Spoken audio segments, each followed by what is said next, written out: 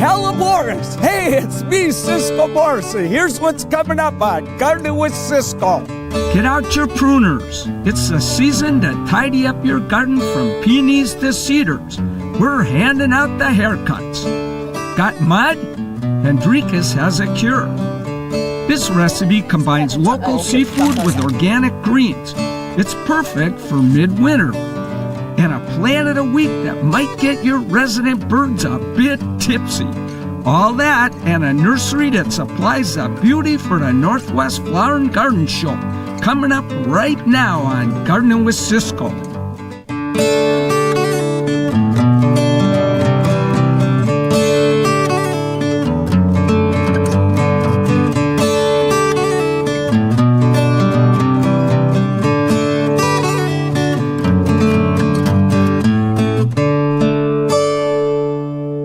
Hi, I'm Cisco Morris. And I'm Meeghan Black. Welcome to Gardening with Cisco. So, Meeghan, yes, the big Northwest Flower and Garden Show. I it's going love to go it. February 8th through the 12th. It's coming up. We're at a commercial nursery where they grow a lot of the plants for this show.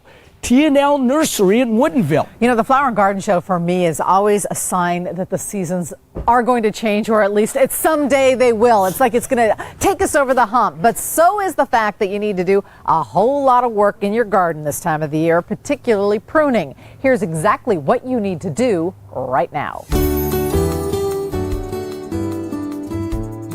So here we are in the dead of winter, and stuff is beginning to grow. Isn't that terrible something? weather. I know, I can't believe it. So this is Sedum Autumn Joy, and it is, I love it. I even love it in the middle of winter because I think the seed pods look so great.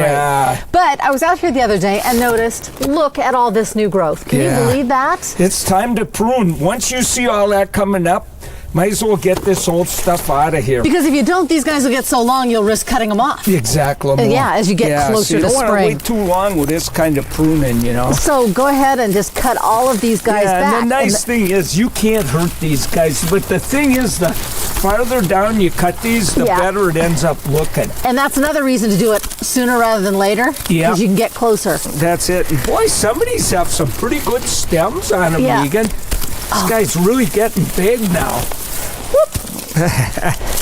Look at these guys. Oh, Meeghan, that is that really cool hybrid peony that's a hybrid between a tree peony and an herbaceous peony. Remember planting this? It blooms all summer long. This is a great plant. So, but look at it, it's blooming, it's budding out all the way up here. Well, it's time to prune then. How do we do? Now I'm nervous. These hybrids that are the mix between the tree and the herbaceous, you cut them like they're an herbaceous. So to the highest buds you see. Ah, man, this is just the best. You know, it's cold out, but once you get out in the garden and start working. It's amazing how quickly you get warm when you're working out here. It is amazing, I'll tell you what. So don't be shy. When you get a day that's at least clear, go out and look for the new growth. Yep. And I am so excited. But be careful, like this is a fuchsia. On this one, so there's no buds or anything, let's wait until we see buds and then we'll prune this. Yeah, he likes to stay a little bit longer. Awesome. Get out and it cleans it up too. I like it. Yeah, it makes it look a lot better.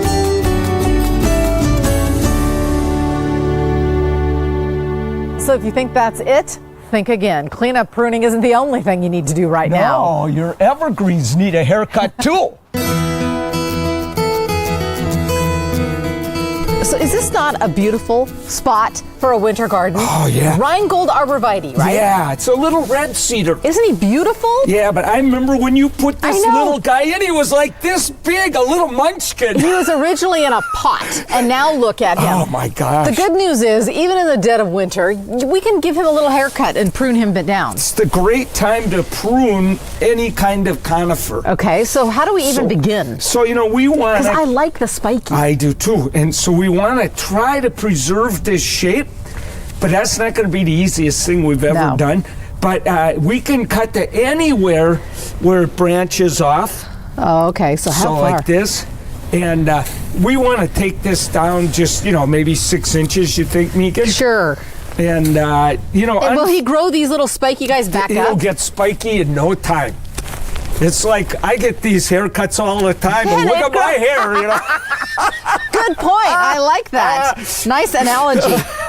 So the one thing I noticed as we're pruning is it's all green inside and not this gorgeous gold. Yeah, you know, that's the cool thing. It's only the spots that are in the sun that get this beautiful color. Which is why it's all green back there. That's all green back there, but it'll get gold again even after this little trim we're doing here. Yeah. So basically, yeah. And you know, we want to do down the side too, or eventually this guy, they get kind of chubby, Big, you know, and so we want to control that too. And by doing this every year, just a little bit, we don't have to do some big drastic thing to it now, you know. So this would hold true for basically any of your conifers in your yard. Any of your conifers you could prune now. Okay, good. As a matter of fact, I was looking around. You got a few that are I got a couple that are unruly, aren't they? So let's just go to town. We'll see how far we'll take him down. You know, the worst thing we could do is get out here with a shear. And give him a total buzz. Yeah, then, you know, I mean, Buhner's good looking, but I'm not sure this guy would be, you know. So, Meeghan, now, you know what I think we need to do? Just kind of take a step back. Yeah, let's take a step away. You know, that's the rule of pruning. Always take a look from a distance so you can really see what you're doing. You know, we did pretty good. Look at it. It still looks pretty darn natural. When it grows in spring, it'll fill right back in. We made it smaller. I think it looks And I kind of like the way the green shows through now. Yeah, isn't and that that'll nice? golden back up again if we ever get sunshine. Yeah. Ooh, There's always that key. Well, nice. So arborvitae, Rheingold arborvitae. Yep. It's a western red cedar. Little red cedar dwarf. Gets about 5 feet tall, so we got to keep this pruned. It'll get too big here. I love it.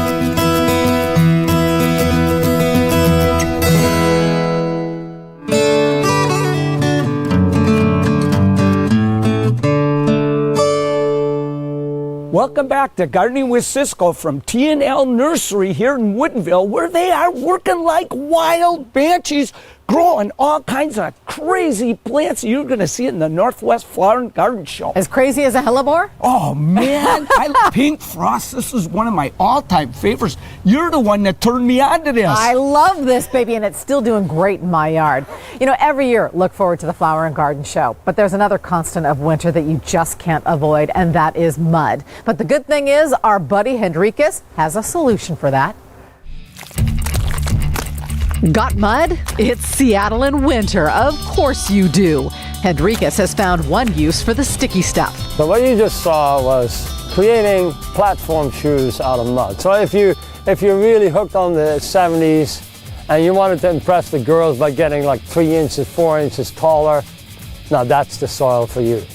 However, if you actually want to do something that you can work in the middle of the winter and it doesn't get muddy, you might want to use mine. It's called essential soil. The cure for mud used to be wait until spring. In the old days, everybody would work like crazy, 12, 14 hours a day during the summer months, and then the winter would come and everybody back off. Well, in this society, it doesn't happen anymore. So what happens is people start working soil while they shouldn't. When it's that wet, it compacts, it has no oxygen left in it, therefore very little life. Today, landscape work happens year-round. Hendrikus needed a soil to work with that wouldn't turn into plant-killing clay. So that's why we created this soil, so you can work it year-round, middle of the winter, pouring down rain, and it won't turn to mud, and it will keep its oxygen inside of it. If it's muddy, soaking wet, and it's been pouring down rain, if you walk to the essential soil, nothing really happens. I mean, it doesn't stick to your feet. You can work it all the time. It doesn't stick, and it doesn't compact. So if you're constantly fighting a muddy winter mess in your landscape, consider a yard or so of essential soil. Of course, wet clay soil also has its uses. It's just that growing things isn't one of them. If you're into platform shoes, it makes excellent platform shoes. You're up to 3-4 inches in a heartbeat. Especially for the short people among us on this planet, this is, again, the dirt for you.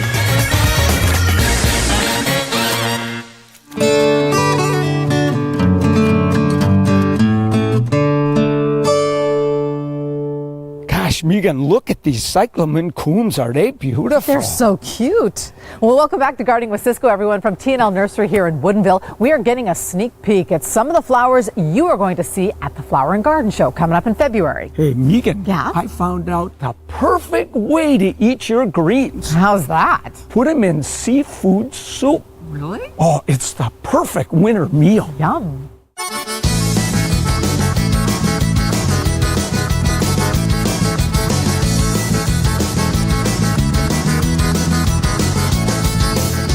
Ciscoe, you poor thing. I woke up with laryngitis this morning. You know what? I promise you we will take very good care of you today. Oh, Your great. timing is actually pretty good because we're going to make something really healthy, bright, not full of all kinds of vitamins and minerals, and delicious too.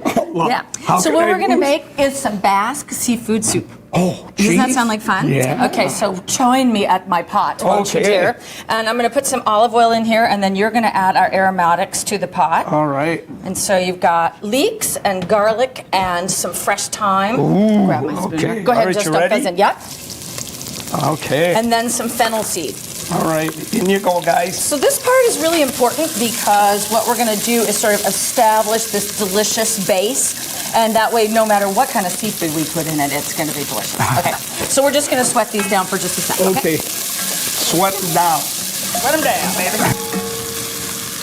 So we got those nice and tender, a little bit of caramelization on there to give us a little depth of flavor. And the next step is we're going to add some wine to this, okay? How do you choose what wine to use? You know, I'm using the Syncline Subduction White, which I love. I choose a wine that's got some nice body, not too much oak, and not too much acidity. okay. Gotcha? So this is a nice one. And our purpose here now is to let that reduce by about half. Okay, Oh, so okay. kind of concentrates the flavors, dissipates the alcohol, so we don't get the bitterness from the alcohol, but it sort of brings all those wonderful, rich, wine flavors together. Yeah. Yeah. So we'll let that boil for a second. Okay, so next we are going to add our stock. So you can add 2 or 3 cups. If you want it really soupy, you can add a little extra. I like it to be more almost like a bouillabaisse. So we'll add 2 cups, and if we need a little extra, we'll add some. But about like that, okay? And then we've got a couple more ingredients to go into the stock, and then we'll add our seafood. Are you ready? Yeah, I'm ready. Okay, so next we're going to start to build up the colors and a little more depth. And like I said, this is sort of a Basque style soup. So what is going to sort of indicate that is we're going to add some tomatoes, and these are fire roasted tomatoes. And Very Basque here. Yes, exactly. Dump that whole thing in. And then a very sort of unexpected addition, and one of my favorites, is some Italian sausage. Ooh, So with the I seafood, like isn't that fun? idea. Okay, so grab that. I went ahead and I cooked the sausage ahead of time, so it's just going to kind of poach in here. Yeah. So you can see how our textures and colors are all coming together, right? This is going to be good for you. I love For your dinosaur kill. laryngitis. Yeah, Isn't that beautiful? This cures anything. Yeah, exactly. So the key to this is the greens and the seafood all go in right at the last minute. So go ahead and give me right. all the rest of it. So the fish. All right. Okay, we'll go Yep, with go fish ahead here. and just fold Hey, that in. what kind At of this fish you point, got? this is a true cod, but you could use halibut or sole, any sort of firm-fleshed whitefish. True cod, I And then love it. we've got mussels and clams. Okay. So the key here is once you Now- put the fish in, just go ahead and dump those in. Once you put the fish in, you don't want to stir this around a lot more. So you just kind of want to tuck everything into this beautiful simmering liquid. You want to get those mussels and clams covered pretty well. And then there's some fresh basil over there, so we're just going to okay. scatter that over the top. We're not even going to stir it in. Oh, really? Just let it kind of steam. Oh, and then we're going boy. to put a lid on this and let those babies steam away. And then we'll eat. Oh, boy. Okay? Ciscoe, boy. my dear, here we go. I just have to show you how pretty this is. Oh, Just look at how they all gorgeous. opened up. Yeah, They're smiling at me. So nice little finish here. We've got a little drizzle of extra virgin olive oil. This is an Arbequina olive oil, and we carry this at PCC. It's like a varietal olive oil, all Arbequina. And then just a tiny little splash of some sherry wine vinegar, just to give it that little, bright flavor on the seafood. And then I always put this on the table and let people add more if they sure. like. Yeah. May I dish you up a little Oh, bit? yeah, Okay. but did you have to give me such a small bowl? I'll see if I can find something better for you. No, actually, you can just have both. How about that? Oh, all right. Okay. So what I like to do is you can just serve it in the bowl, or you can put some bread chunks in the bowl, whatever you prefer, right? Yeah. And then I usually sort of divvy up the seafood to, amongst the serving guests, right? Yeah. And then I like to take a ladle and go in and get all that wonderful stock out of there, and kind of pour it over the top.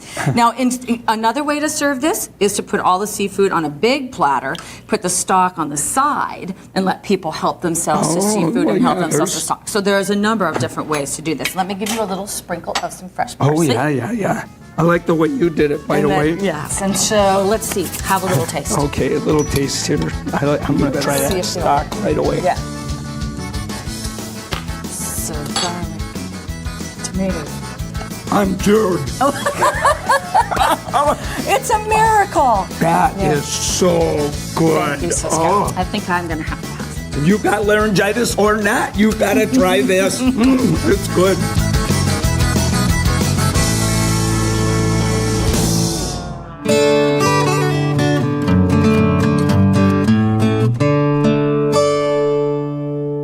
Welcome back to Gardening with Ciscoe. It's time now for our plant pick, and this one has bright orange berries. Oh, those berries will fire up the whole neighborhood, but they might make the birds just a little bit rowdy. 4 hours later, she finishes. Oh, man, That's that was a digging job. SpongeBob reference. If you have little kids, you'll know what I mean by that. So this my husband built to hide the garbage cans on the backside, which I think was brilliant. Beautiful. So now I found this baby to put up against. It's already espaliered. And the birds won't touch these berries until they ferment. Oh! And you're going to have the drunkest birds walking around here you've ever seen. Am I going to be responsible for carting them to make sure they're of You're age? going to have to warn them before you drive out of the driveway. I'll tell Like you. dive bomb our cars or something, huh? So it'll stay espaliered up against this fence line, Yeah, you think? and it'll be easy to keep this pruned. These are wonderful plants. You want something durable and tough that could take some tough soil like this? This is your plant. Awesome. Well, I spent 4 hours digging the hole, my friend. You get them out of the pot. Oh, man, I do all the work around here. I'm hoping I dug it deep enough because I kind of I had to be careful of the we're water. going to have to find out, Meeghan. Water And lines. it may be, now, sometimes getting something like this out can be very difficult. Okay. So I'm going to take advantage of this. There we go. He's good. Yeah, that's the trick. Ooh, he's a little rip bound. Yeah. So we need to slice into that. And let's just see how deep this is, Meeghan. Okay. So put her in there. I had the wrong side out. Oh yeah, so we got to take some of that bottom off. But that's so okay. let's lie it down right here. So this is okay to do. People freak out when they see you chop off some of the roots like this. Oh my goodness, yeah. So we need the heavy artillery for this. Go Meeghan. for it. Okay, here we go. Wow, we're gonna whack off Yeah, we're a taking quarter of off it. a good amount of these roots. And the Pyracantha is so strong it doesn't matter. Yeah. So it's just if I'm strong enough. Wow. Yeah. And you know, this is gonna this was pretty root bound, Right. so this will really free up these roots. Oh, and you Okay. got the post too. That's No, what your that problem didn't is. help. Yeah. Okay, let's see. Yeah, good idea. Break those roots up. Okay. Okay, here we go. Oh boy. Let's see. So as far as we Perfect. can cram it in there now, Okay. it just want to get that back. That you did a really nice digging job because it's gonna be. Can you help with the shovel there? Sure. I'm just I'll trying to shove see the if we're dirt in the straight, back. but we could figure that out. Okay, I think we did it. Does this look cool, That will Meeghan? fill in. Now I had to cheat it this way because of some water lines, but that will fill out and be beautiful. Any special needs? Now the only last thing we gotta do, you gotta prune this all the time. Right. So you just cut these where they come off. Pyracantha. Gosh, does that look beautiful? That'll be great. What and a great the birds addition. are gonna love their little party spot here. I can't wait. Party at Meeghan's house.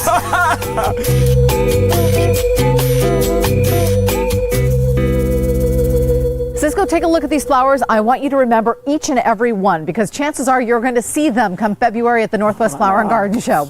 T&L Nursery grows a lot of the plants and then they sell them to the retail nurseries. They all use them at the Flower and Garden Show. How about that? Wow, I'll bet you we'll be seeing a lot of these cute double primroses. Aren't they sweet? Okay, you little guys, keep growing like crazy. Your time in the spotlight is coming soon. No doubt about that. Hey, if you'd like to see any more information about anything you saw on today's show, be sure to log on to king5.com and click on Gardening with Ciscoe. Yeah, go out and buy your tickets for the Flower and Garden Show, and then you'll get to see some of these budding stars in action. I remembered you when. Thanks for watching, everybody. Thanks, everybody. Have a great Bye-bye. weekend.